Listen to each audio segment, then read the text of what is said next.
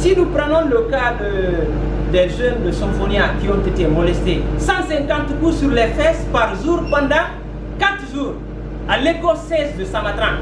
Ça, je le dis, hein. Nous sommes des jeunes gens, c'est la course que vous voyez là, et nous ne sommes pas les seuls. C'est sur toute l'étendue du territoire national des jeunes filles et garçons, des jeunes hommes et des jeunes femmes qui se sont levés pour dire qu'il faut vraiment faire la promotion de l'emploi et de défendre les droits des travailleurs.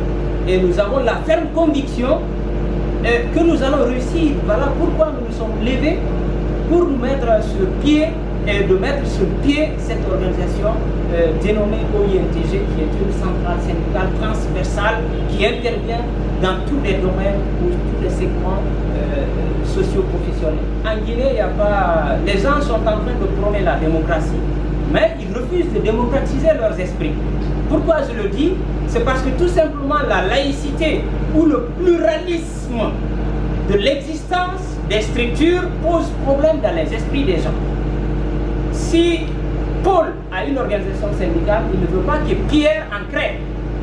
Et c'est tout de suite Paul qui ne veut pas que Pierre en crée sa structure, qui se met en intelligence avec les services de sécurité parfois pour empêcher ou étouffer dans l'œuf la création des centrales syndicales.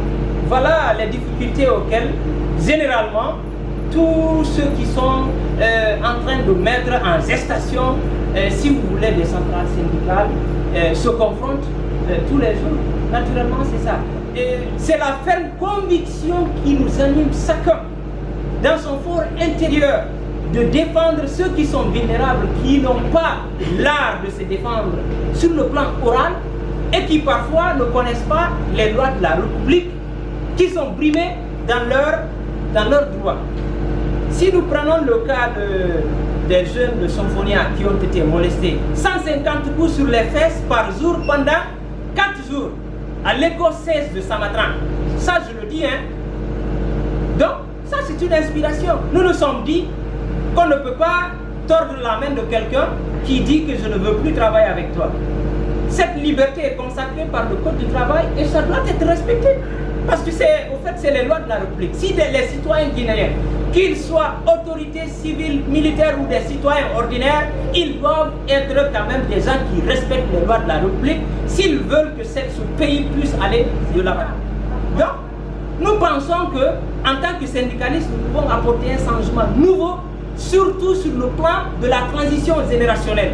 Parce que dans le milieu syndical en République de Guinée, ce sont des anciens seulement qui sont dedans, qui ne veulent pas bouger. C'est comme dans l'arène politique. Les gens ne veulent pas bouger. Ils disent souvent, suivez-nous, nous nous battons pour vous, mais nous nous disons, il faut que cela s'arrête parce que nul ne peut être mieux servi que par soi-même. Il faut que cette course juvénile puisse se faire valoir, puisse se lever, se donner les mains pour que la Guinée puisse aller de l'avant et que chacun dans la main puisse aller vers la marche de la construction d'une Guinée équitable, juste et prospère. Une Guinée de justice, de solidarité et de paix et de l'amour, de pardon, mais l'amour, pardon ne peut pas aller sans justice équitable. Et que cette justice puisse se faire dans les règles de l'art.